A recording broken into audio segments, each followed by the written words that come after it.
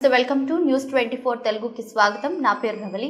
వార్తల్లోని ముఖ్యాంశాలు ఇప్పుడు చూద్దాం.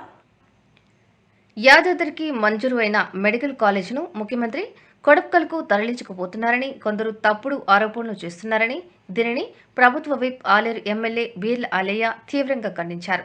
కొండపైకి ఆటోలను అనుమతించే కార్యక్రమంలో పాల్గొన్న బీర్ల ఆలయ్య కొందరు అబద్ధ ప్రచారం చేసి రాజకీయంగా పబ్బం గడుపుకోవాలని చూస్తున్నారని అన్నారు. మెడికల్ కాలేజ్ ఎక్కడికి పోదని స్వయంగా ముఖ్యమంత్రి ఆర్ఎండ్బి మంత్రులతో నిన్న తాను మాట్లాడినట్లు చెప్పారు.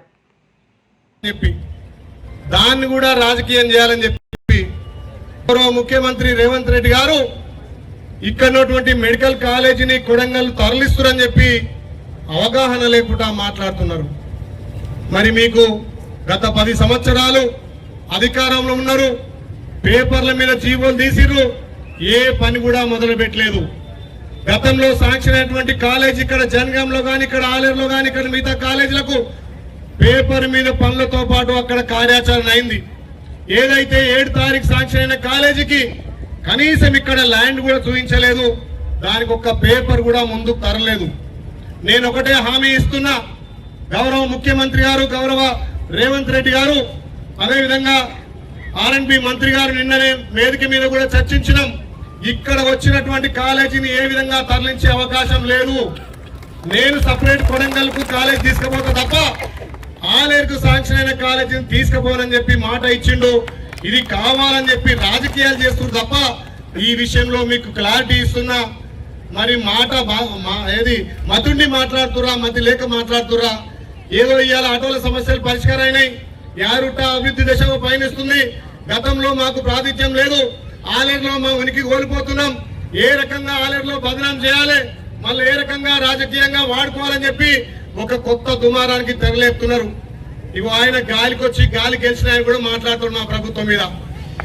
కాంగ్రెస్ పార్టీలో గాలికి వచ్చిండు, గాలి గెలిచిండు, ఆయన కూడా కాంగ్రెస్ మీద నేను స్టేట్మెంట్ ఇస్తాడు. కాలేజీ తరలితే మేము ధర్నా చేస్తాం. మరి ఏడ తరలిందో ఏడ ధర్నా చేస్తాడో చెప్పాలా మొగాయన. గుత్తగా చుత్తా గెలిచి మలపోయిండు.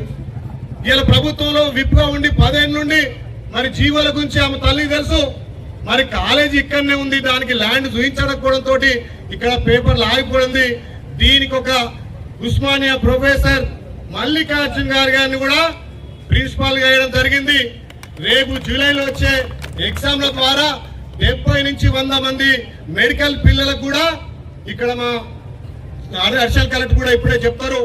దానికోసం రూములు కూడా దేవులాడి కాలేజ్ ఏర్పాటు చేయడానికి ప్రయత్నం చేస్తున్నారు. ఇలా మొన్ననే ఇచ్చినటువంటి వార్డ్ నర్సులను కూడా 20 నుంచి 30 మందిని ఇక్కడ ఏర్పాటు చేయడం జరిగింది. మేము ఈ దిశగా పయనిస్తుంటే లేనిపోని కళ్ళబొల్లి మాటలతోటి, ఇంకా రాజకీయ దుమారంతో ప్రజలు మిమ్మల్ని తిరస్కరించినా మళ్ళా వాళ్ళకి ఏ రకంగా దగ్గర కావాలని అబద్ధంతో దగ్గర కావాలనుకుంటున్నారు. అబద్ధంతో ఇంకా మీరు 100 మీటర్ల లోతుకు పోతారు. ఇలా గౌరవ కలెక్టర్ గారు కానీ, గౌరవ డీసీపీ గారు కానీ, ఇక్కడ అడిషనల్ కలెక్టర్ వాళ్ళకి తెలుసు, జీవోలు ఉన్నాయి, కాలేజీ ఎక్కడ పోలేదు.